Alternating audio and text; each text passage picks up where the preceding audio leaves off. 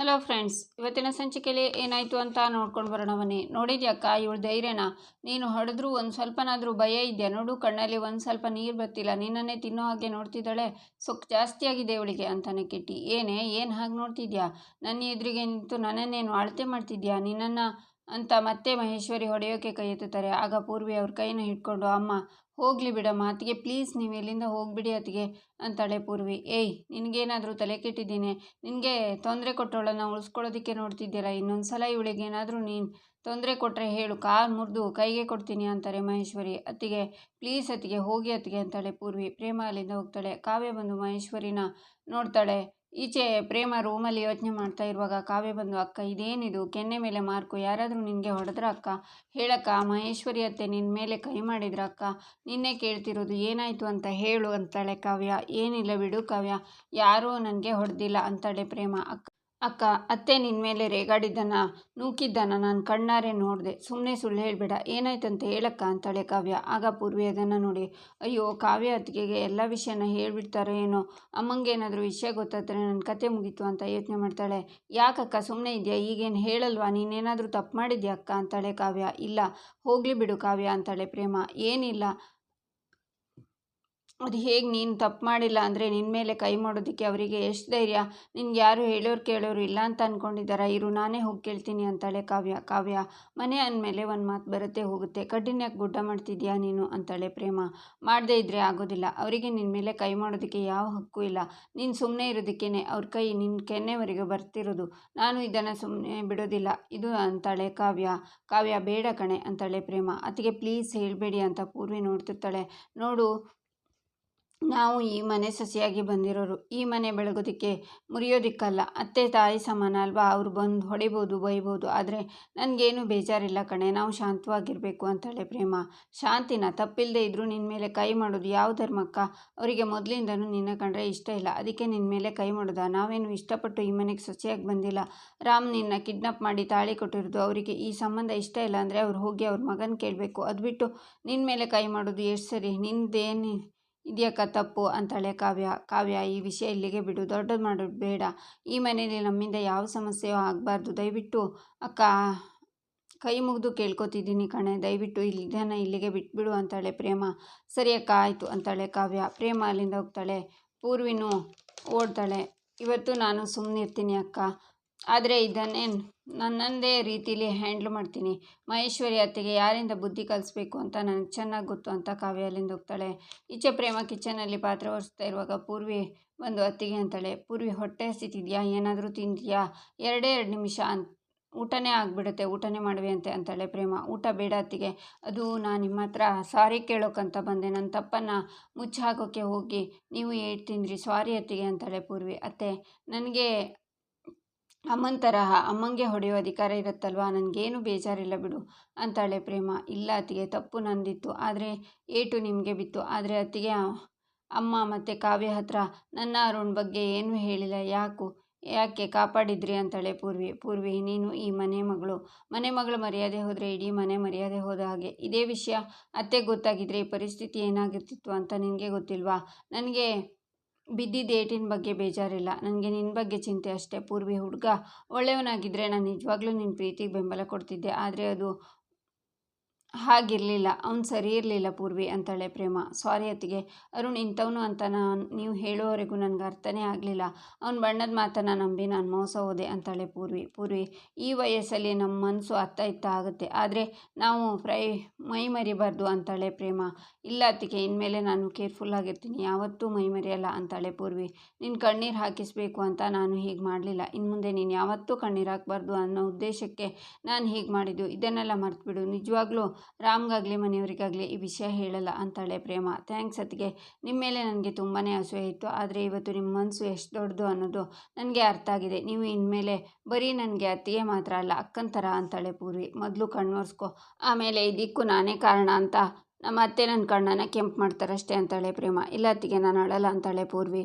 ಬೇರೆ ಯಾರಾದರೂ ಅನುಮಾನ ಬರಬೇಕು ಮುಂಚೆ ಹೋಗಿ ಮುಖ ತೊಳ್ಕೊಂಡು ಬಾ, ಮಸ್ತಾಗಿ ಅಡುಗೆ ಮಾಡಿಟ್ಟಿದ್ದೀನಿ ಹೋಗ್ತೀನಿ ಅಂತಾಳೆ ಪ್ರೇಮ. ಸರಿ ಅತ್ತಿಗೆ, ಇನ್ಮೇಲೆ ನೀವು ನನಗೆ ಬರೀ ಅತ್ತಿಗೆ ಮಾತ್ರ ಅಲ್ಲ, ಬೆಸ್ಟ್ ಫ್ರೆಂಡ್, ನೀವು ಅಂತ ಶೇಕ್ ಹ್ಯಾಂಡ್ ಮಾಡ್ತಾಳೆ ಪೂರ್ವಿ. ಈಚೆ ಕಲ್ಯಾಣಿ ಡೈನಿಂಗ್ ಟೇಬಲ್ ಹತ್ರ ಸೊಪ್ಪು ಬಿಡಿಸ್ತಾ ಕೂತಿರ್ತಾರೆ. ಆಗ ಪ್ರೇಮ ಬಂದು, ಅತ್ತೆ ನೀವು ಯಾಕೆ ಈ ಕೆಲಸ ಮಾಡ್ತಿದ್ದೀರಾ, ನೀವು ಇದನ್ನು ಬಿಡಿ, ಈ ವಯಸ್ಸಲ್ಲಿ ನೀವು ಕೂತು ಆರ್ಡರ್ ಮಾಡಬೇಕು, ನಾವು ಅದನ್ನು ಮಾಡಬೇಕು ಸರಿನಾ, ಇದನ್ನೆಲ್ಲ ನಾನೇ ಮಾಡ್ತೀನಿ ಅಂತಾಳೆ ಪ್ರೇಮ. ನನಗೂ ಕೂತು ಕೂತು ಬೇಜಾರು, ನಾನು ಇದನ್ನು ಮಾಡ್ತೀನಿ, ನೀನು ಹೋಗಿ ಬೇರೆ ಕೆಲಸ ಮಾಡೋಗು ಅಂತಾರೆ ಕಲ್ಯಾಣಿ. ನಾನಿರುವಾಗ ನೀವು ಈ ಥರ ಕೆಲಸ ಮಾಡೋ ಹಾಗಿಲ್ಲ, ನಾನೇ ಮಾಡ್ತೀನಿ ಅಂತಾಳೆ ಪ್ರೇಮ.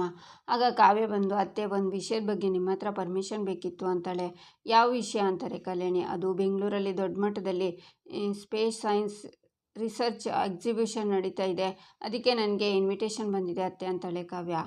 ಎಕ್ಸಿಬಿಷನ್ನಾ ಅಂತಾಳೆ ಪ್ರೇಮ. ಅದು ಎಕ್ಸಿಬಿಷನ್ ಅಲ್ವೇ, ಎಕ್ಸಿಬಿಷನ್ ಅಂದರೆ ಬಾಹ್ಯಾಕಾಶ ವಿಜ್ಞಾನದ ಬಗ್ಗೆ ಪ್ರದರ್ಶನ ನಡೀತಿದೆ ಅಂತಾಳೆ ಕಾವ್ಯ. ಹೌದಾ, ತುಂಬ ಒಳ್ಳೆಯದಮ್ಮ, ಕಲಿಯೋದಕ್ಕೆ ತುಂಬ ವಿಷಯ ಇರುತ್ತಲ್ವಾ ಅಂತಾರೆ ಕಲ್ಯಾಣಿ. ಹೌದತ್ತೆ, ಅಲ್ಲಿಗೆ ಹೋದರೆ ಕಲಿಯೋದಕ್ಕೆ ತುಂಬಾ ಇರುತ್ತೆ, ನೀವು ಪರ್ಮಿಷನ್ ಕೊಟ್ಟರೆ ಹೋಗಿ ಬರ್ತೀನತ್ತೆ ಅಂತಾಳೆ ಕಾವ್ಯ. ನೀನು ಹೋಗ್ಬಾ ಅಂತಾರೆ ಕಲ್ಯಾಣಿ.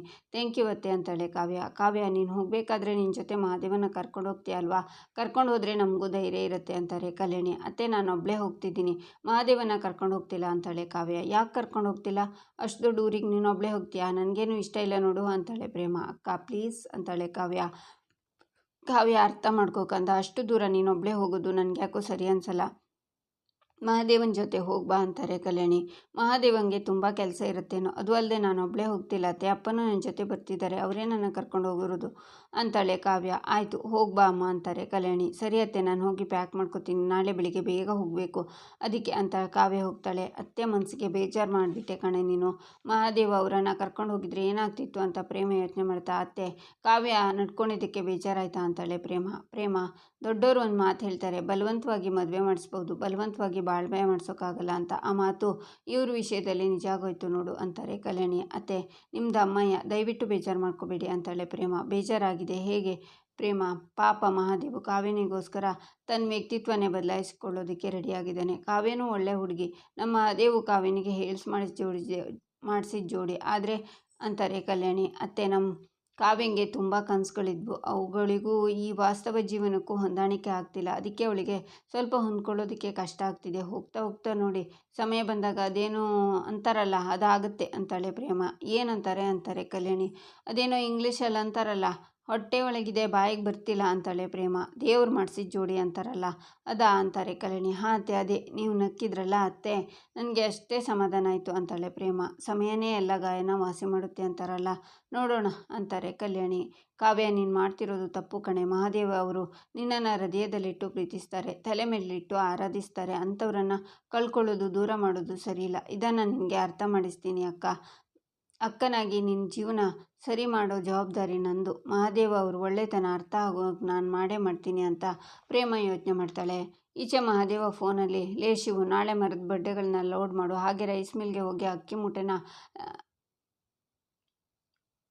ಕಳಿಸ್ಬೇಕು, ನಾನು ಬರೋದು ಒಸಿ ತಡ ಆಯ್ತದೆ, ಆದರೆ ಯಾವ ಕೆಲಸನೂ ನಿಲ್ಲಬಾರ್ದು ಸರಿನಾ ಅಂತ ಕಾಲ್ ಕಟ್ ಮಾಡ್ತಾನೆ. ಆಗ ಪ್ರೇಮ ಬಂದು, ಮಹಾದೇವ ಅವರೇ ನಾಳೆ ನೀವು ಯಾವ ಶೋ ಮಿಲ್ಗೂ ಹೋಗ್ತಿಲ್ಲ ಅಂತಾಳೆ. ಯಾಕೆ ಪ್ರೇಮ ಅವರೇ ಅಂತಾನೆ ಮಹಾದೇವ. ಯಾಕಂದರೆ ನಾಳೆ ಕಾವ್ಯನ ಜೊತೆ ನೀವು ಬೆಂಗಳೂರಿಗೆ ಹೋಗಿ ಬನ್ನಿ ಅಂತಾಳೆ ಪ್ರೇಮ. ನಾನಾ, ಹೇಗೆ ಹೋಗಬೇಕಾ ಅಂತಾನೆ ಮಹಾದೇವ. ಕಾವ್ಯಂಗೆ ಬೆಂಗಳೂರಲ್ಲಿ ಅದೇನೋ ಎಕ್ಸಿಬಿಷನ್ ಇದೆ ಅಂತಲ್ಲ, ಅದಕ್ಕೆ ಅವಳು ಅಪ್ಪನ ಕರ್ಕೊಂಡು ಹೋಗೋಕ್ಕೆ ಪ್ಲ್ಯಾನ್ ಮಾಡಿದ್ದಾಳೆ, ನಾನು ಅಪ್ಪಂಗೆ ಫೋನ್ ಮಾಡಿ ಬರೋದು ಬೇಡ ಅಂತ ಹೇಳ್ತೀನಿ, ನೀವು ಅವಳ ಜೊತೆ ಹೋಗ್ಬಿಟ್ಟು ಬನ್ನಿ ಅಂತಾಳೆ ಪ್ರೇಮ. ಆಹಾ, ಎಂಥ ಮಾತು ಹೇಳಿದ್ರಿ ಪ್ರೇಮ ಅವರೇ, ಥ್ಯಾಂಕ್ ಯು ಸೋ ಮಚ್. ಆದರೆ ಆ ಕಾಡು ರಾಕ್ಷಸಿ ಅಲ್ಲ ಕಾವ್ಯ, ನಾನು ಬರೋದಕ್ಕೆ ಒಪ್ಪದೆ ಹೋದರೆ ಒಪ್ಕೊಳ್ಳೋ ಹಾಗೆ ನೀವು ಮಾಡಬೇಕು ಅಂತಾಳೆ ಪ್ರೇಮ. ಏನು ಮಾಡೋದು ಅಂತಾನೆ ಮಹಾದೇವ. ಆಗ ಕಾವ್ಯ ಬಂದು, ಅಕ್ಕ ನಾಳೆ ನಾನು ಬೆಂಗಳೂರಿಗೆ ಹೋಗ್ತಿದ್ದೇನಲ್ಲ, ನಿನಗೇನಾದರೂ ಬೇಕಿದ್ರೆ ಹೇಳು, ತಂದ್ಕೊಡ್ತೀನಿ ಅಂತಾಳೆ.